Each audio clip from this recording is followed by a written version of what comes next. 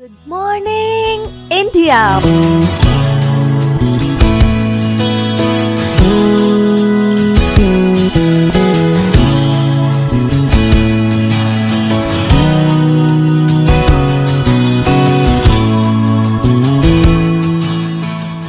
Monday to Friday. Back to back classes Live from studio. तो यहाँ पे आधुनिक आवर्त सारणी की बात करते हैं। जो अगर हम आधुनिक आवर्त सारणी को देखें तो कुछ इस तरह की ये दिखाई देती है। इसमें जो तत्व हैं वो लगभग 118 तत्व हैं इसमें रखे गए हैं, और इन तत्वों को इनकी जो परमाणु संख्या है और परमाणु भार है उसके अनुसार रखा गया है।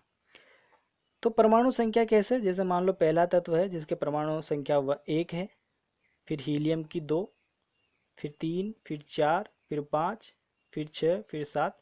तो एक के बाद एक जिनकी परमाणु संख्या है उस हिसाब से इनको रखा गया है।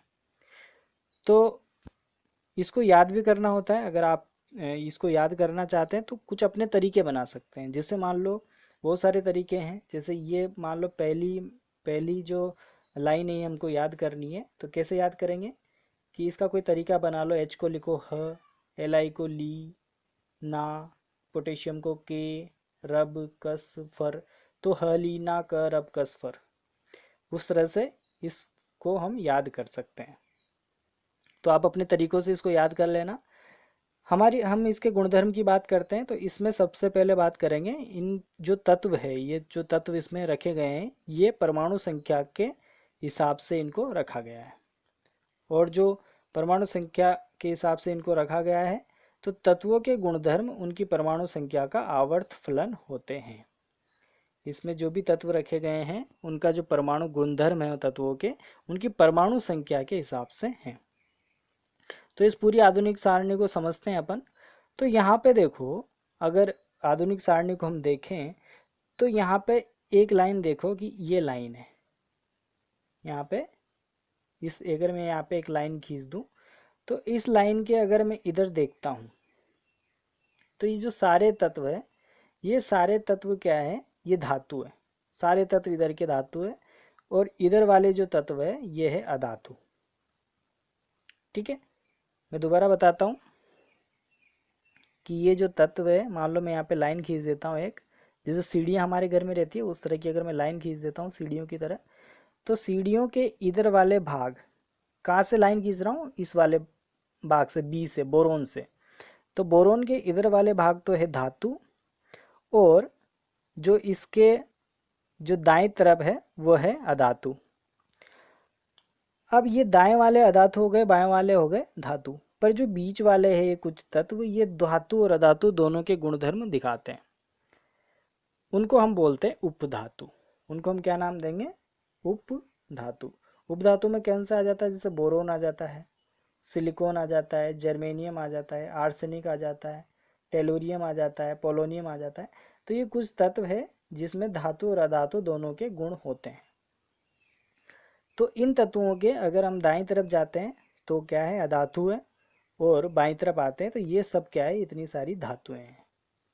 ठीक है बच्चों, अब उसके बारे में और आगे देखें तो इस आवर्त सारणी को अगर हम ऑब्जर्व करें तो यहाँ पे देखो 1, 2, 3, 4, 5, 6 और 7।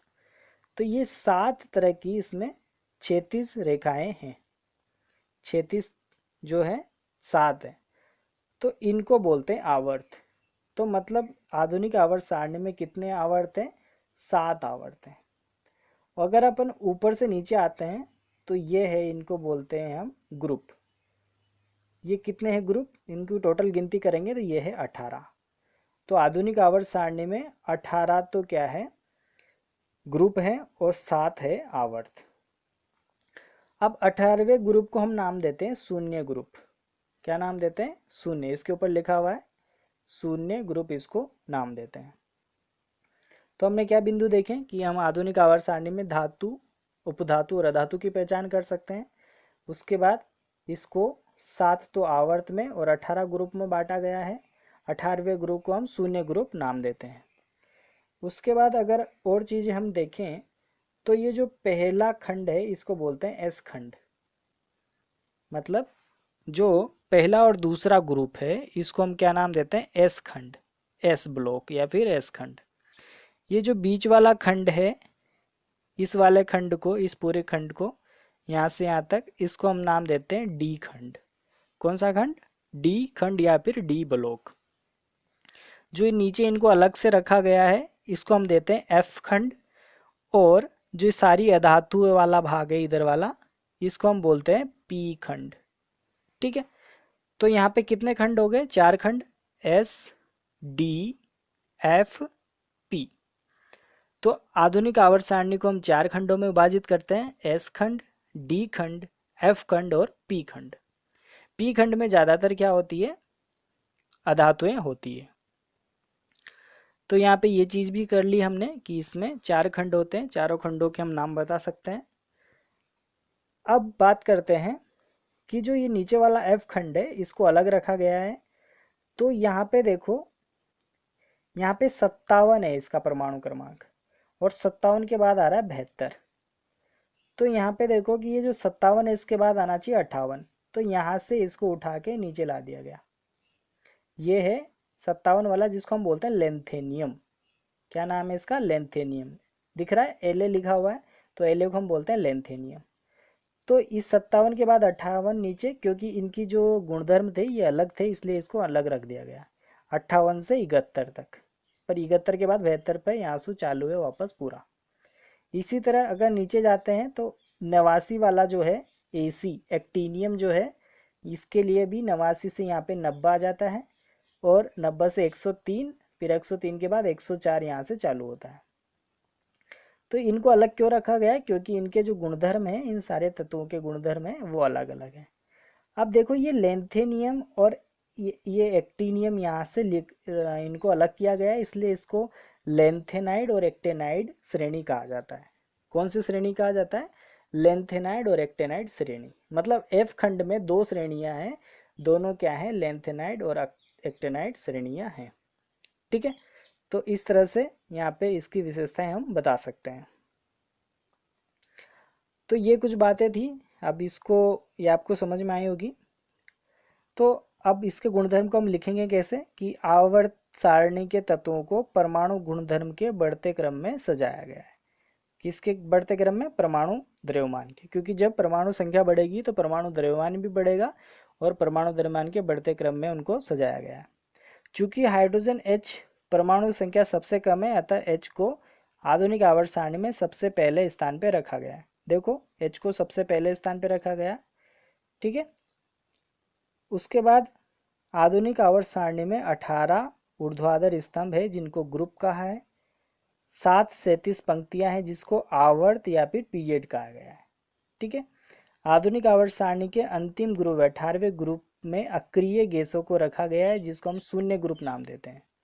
ये जो है 18वां ग्रुप, इसमें जो गैसें हैं वह है helium, neon, argon, krypton, xenon, radon, ये सब गैसें हैं, और ये सब गैसें अक्रिय गैसें हैं। अक्रिय गैसें का क्या मतलब है, ऐसी गैस जो किसी से विक्रिया नहीं करती है, उनको बोलते हैं अक्रिय गैसें।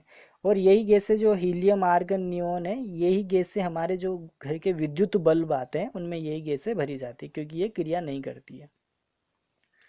उसके बाद अगर हम आधुनिक आवर्त सारणी में बाएं भाग में जाते हैं तो धातुओं को रखा गया है, और दाएं भाग में उपधातुओं और अधातुओं को रखा गया है। हमने बात कर ली इसकी, कहाँ गया, ये रहा, इधर देखो। जो ये बायां भाग है, नहीं जो दायां भाग है, ये वाला दायां भाग है, तो इसमें उपधातु और अधातु वाला भाग है, और ये बायां भाग है, इसमें सारी धातुएं हैं।